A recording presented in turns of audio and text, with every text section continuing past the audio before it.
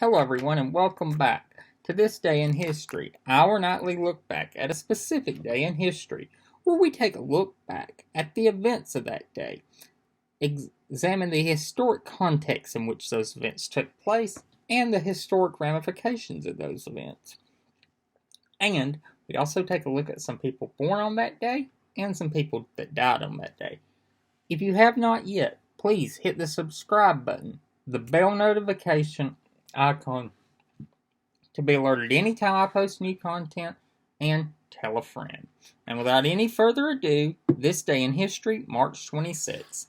And on this day in 1997, following an anonymous tip, police entered a mansion in Rancho Santa Fe, which is an exclusive upscale suburb of San Diego, and discovered 39 victims of a mass suicide. The deceased included 21 women and 18 men of varying ages, and they were all found wearing matching dark clothes, sneakers, with no signs of blood or trauma.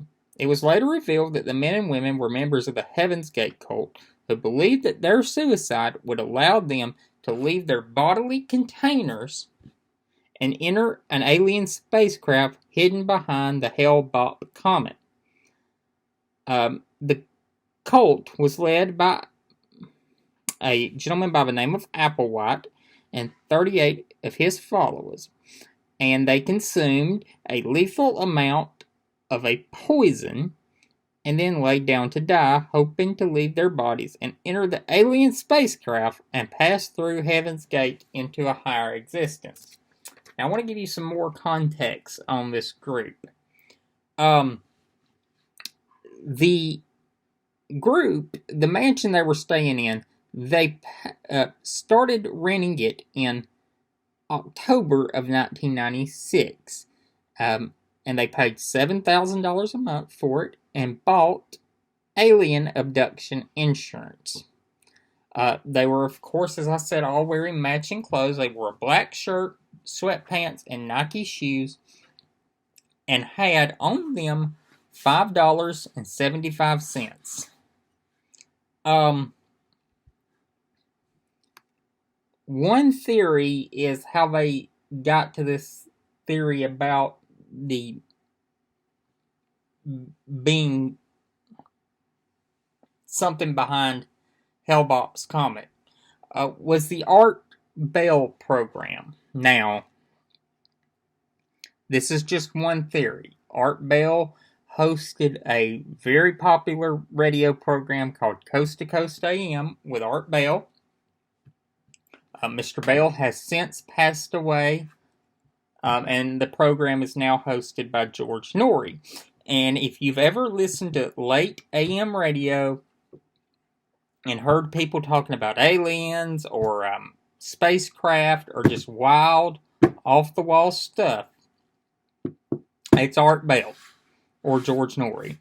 So the theory that Bell would cover something like this as someone who has listened to Bell in the past is totally believable, that he would cover this. You can still watch on YouTube the videos of the Heaven's Gate cult that they would use to recruit members into their group. Applewhite seems like most of your cult leaders, like Jones and his followers, they are very eccentric and very forceful people.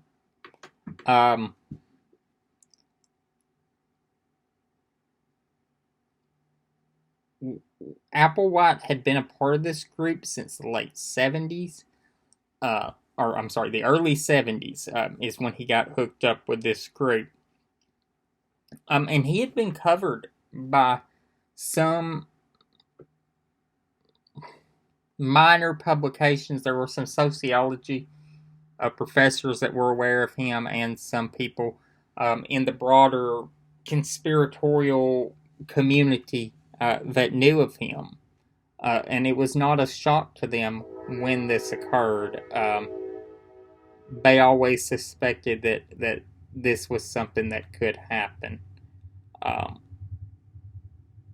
but yeah, it's one of those events that I think awoke in most Americans to the underground of conspiratorial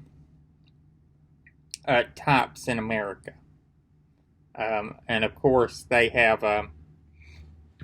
in the years since, unfortunately, gained entrance into the somewhat mainstream of American society.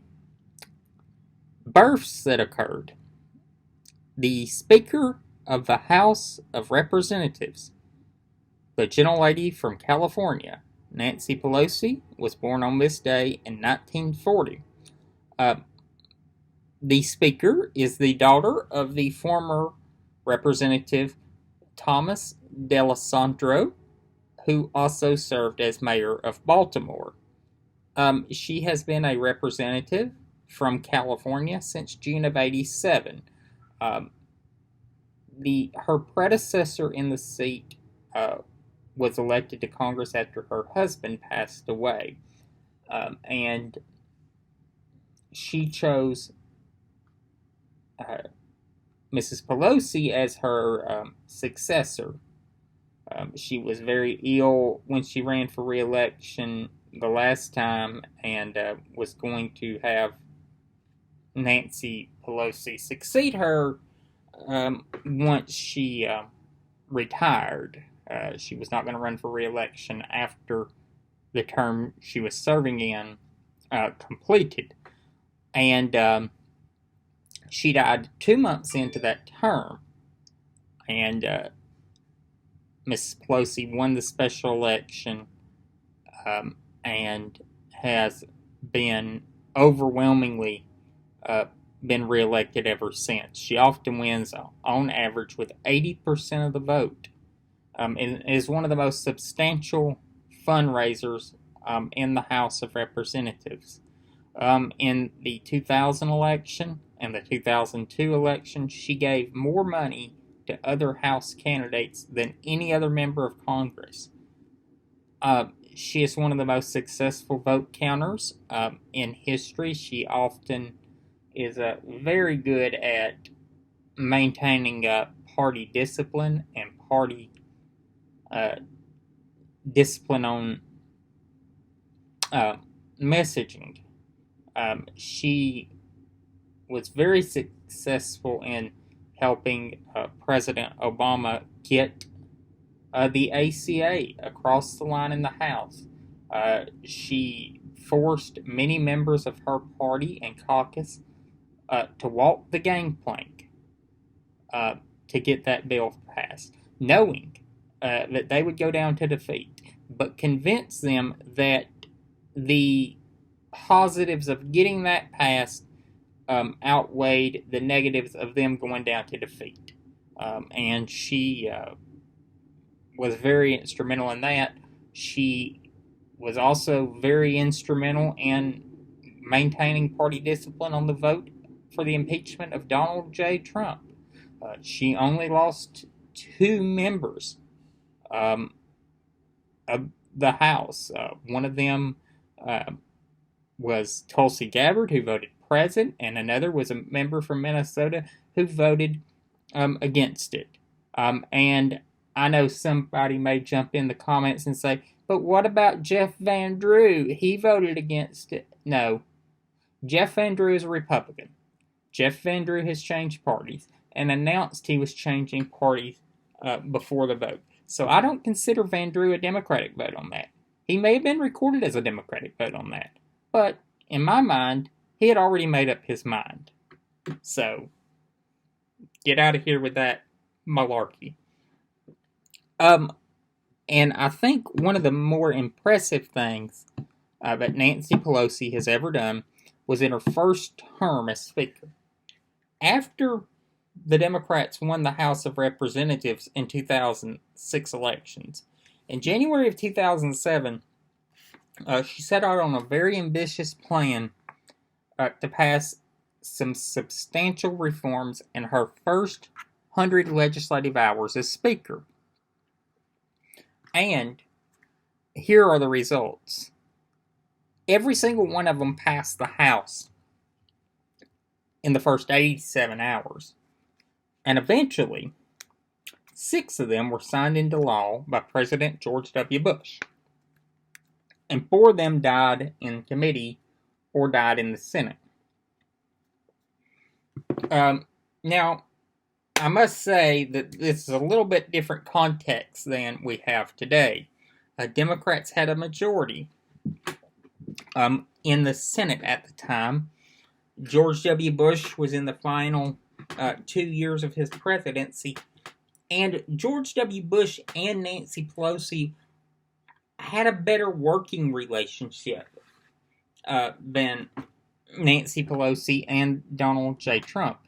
Pelosi really brought the hammer down on talk of impeaching President Bush. She told members that was nonsense and a losing issue. And she and Bush got a lot of things done. There are some things they did not get accomplished that I think in retrospect are the reason we're in some of the mess we're in today. But they got many things accomplished and actually had a good working relationship. And Bush had very nice comments to make about the Speaker during her first State of the Union as Speaker. Deaths that occurred on this day. Edmund Muskie died at the age of 81 in Washington, D.C. Muskie was a former governor of Maine, senator from Maine, U.S. Secretary of State, and vice presidential nominee in 1968.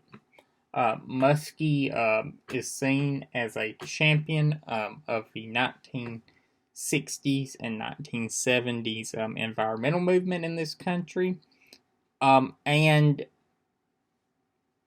really just a very successful public servant. Although what he's most remembered for is being the victim of a dirty trick. In the 1972 election for president, in which he was the front-runner in the Democratic primary, the Nixon campaign did a political hit job on him, claiming that he had personal prejudice against Americans of Canadian descent. It's called the Canuck letter. And he had a forceful denunciation of it in a driving snowstorm outside in New Hampshire in January. And it made it look like he was crying. And like Tom Hanks said, there's no crying in politics. And it really was the end of his campaign. But Muskie, as I said, was a governor, a senator, the most prominent cabinet member, and really just a vice presidential nominee in a very close election. So he definitely is worthy of inclusion in today's ranking, in today's video. I hope y'all have a great night, and I'll see you tomorrow.